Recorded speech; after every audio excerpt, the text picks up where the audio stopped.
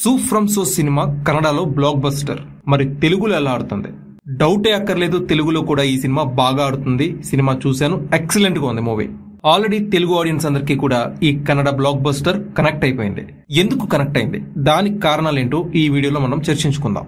సూ from so cinema Telugu వారికి బాగా కనెక్ట్ కావడానికి డబ్బింగ్ వర్క్ ప్రధాన కారణం. డైలాగ్స్ చెప్పించిన తీరు, రాసిన విధానం, ముఖ్యంగా రాజ్ బి శెట్టికి డబ్బింగ్ చక్కగా సరిపోవడమే కాకుండా ఫీల్ గుడ్ ఫ్యాక్టర్స్ ని క్రియేట్ చేసింది.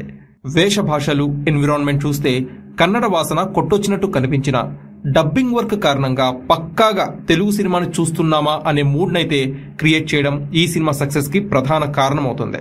ఇక బ్యాక్గ్రౌండ్ మ్యూజిక్ ఈ సినిమాకి ప్రాణంగా మారడమే కాకుండా పలు సన్నివేశాల్ని బాగా ఎలివేట్ చేసిందనే చెప్పాలి. తెలుగు డైలాగ్స్ బాగా కుదిరాయండి. ఈ సినిమాని మిస్ కాకుండా తప్పకుండా థియేటర్లోనే చూడండి. ఈ మధ్య కాలంలో ఓ మంచి చిత్రాన్ని చూసామనే సంతృప్తి మిగలడం గ్యారంటీ.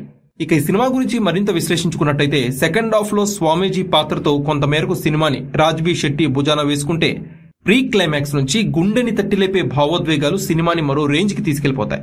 ఇక చివర్లో అశోక్ నటన పరంగా క్రేజీగా ఆకట్టుకోవడం, రవణ క్యారెక్టర్ ని ఎలివేట్ చేసిన విధానంతో సినిమా పరిపూర్ణంగా మారిపోతుంది. అంతా కొత్త వారితోనే ప్రయోగం చేశారు డైరెక్టర్. అలా నటించిన వాళ్ళంతా గుర్తిండిపోయేలా పర్ఫార్మెన్స్ చేశారు.